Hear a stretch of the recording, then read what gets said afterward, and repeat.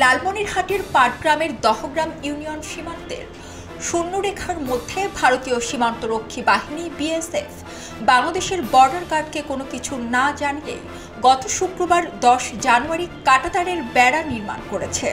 এ নিয়ে বিজিবি সীমান্তে জনবল বৃদ্ধি করায় বেড়া নির্মাণের কাজ বন্ধ রেখেছে বিএসএফ।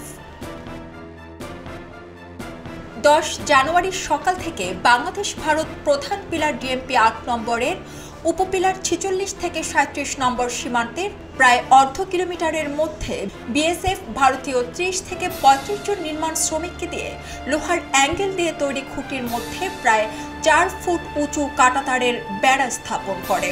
শূন্যরেখার 150 গজের শেষ অংশে স্থানীয়রা এসব স্থাপন করতে দেখে বিজিবিকে খবর দেয়। 51 রংপুর বিজেপি ব্যাটালিয়নের পানবাড়ি ও দহগ্রাম ক্যাম্পের সদস্যরা ঘটনাস্থলে গিয়ে বেড়া স্থাপনে বাধা দেয়।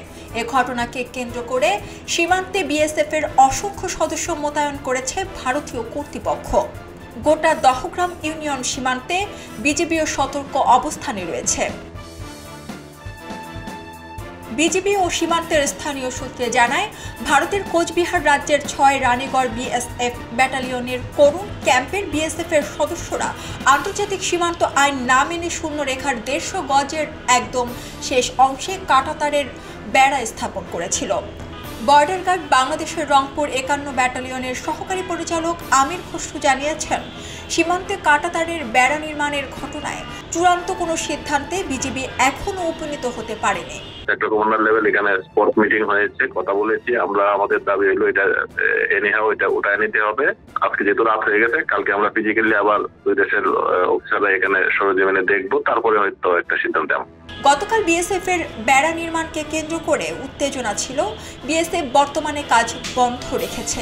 বিষয়টি ঊর্ধ্বতন কর্তৃপক্ষের মাধ্যমে সমাধানের চেষ্টা চলছে। বিজিবি সীমান্তে শক্ত অবস্থানে রয়েছে।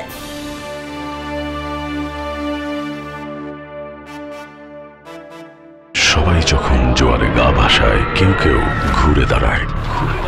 সময় হারতে শেখালেও কেউ কেউ চ্যালেঞ্জ ছুড়ে দেয়। পক্ষপাতের ভিড়ে আজ থেকে কোনো পক্ষ নয়, খবর হবে নিরপেক্ষ। বানোয়ার তথ্যবাদ, খবর হবে নিখাদ। ভেঙে গুজবের শিখ, খবর হবে নির্ভীক। এলো খবরের কাগজ, নিখাদ, নির্ভীক, নিরপেক্ষ।